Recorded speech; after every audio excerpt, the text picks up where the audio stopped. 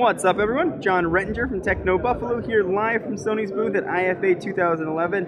And this is not a smartphone, this is a clamshell tablet. The just announced Sony Tablet P. I was a little bit skeptical when I heard of the Tablet P. We've seen it leaked from months and months and months ago. Seeing it actually in person, it's a pretty unique device. Let's go ahead and take a quick look. Let's open it up and take a look at it. It's two 5.5-inch screens. Kind of interesting when you take a look. So we'll go ahead and jump home here. First, you can see the interface treats it as one big screen, despite this big gap in the middle. One of the concerns I had was how's it going to feel when you're scrolling up and down over it? And the answer is about what you'd expect. It's not completely smooth. There is a bit of a ledge right there. This part of the screen is a little bit higher, so you feel your finger go over it.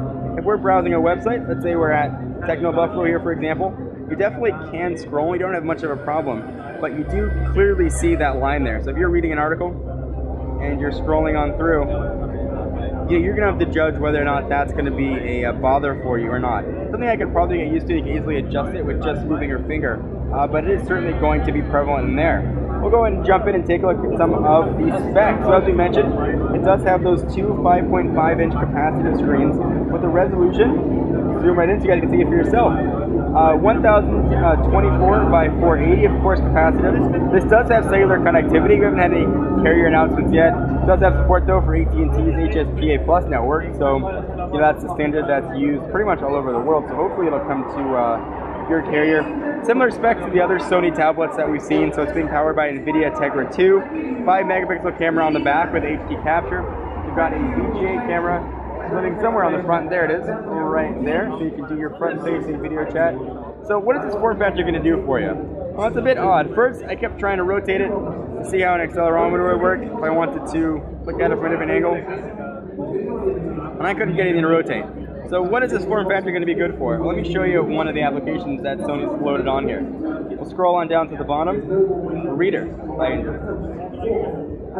For a book, this is a very interesting form factor. Let's go ahead and open up the Jungle Book, for example. You can see what Mowgli and Baloo are up to. It's a pretty good form factor for reading, actually. You're not getting that much text since it is a very narrow screen. As you scroll through, you can see how this could potentially be a nice addition. Obviously, you can change the font size. You can put different books on here, download them on different things. But this is really where the tablet tries to differentiate itself.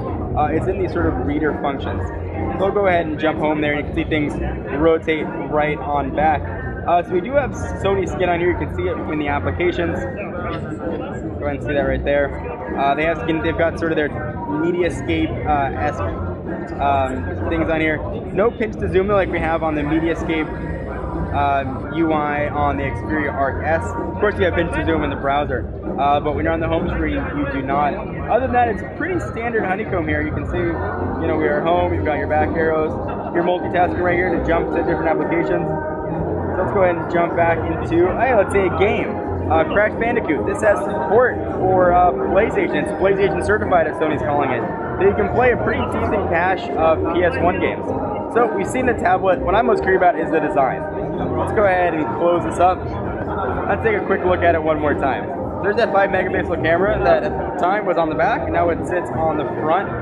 It's pretty thin. You can see it right here in my hand from a thickness standpoint.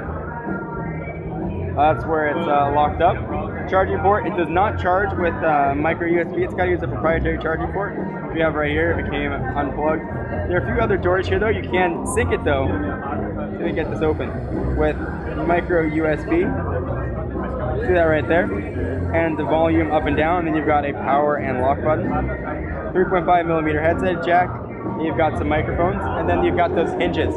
They're not very chunky hinges though. Thing feels pretty light in the hands.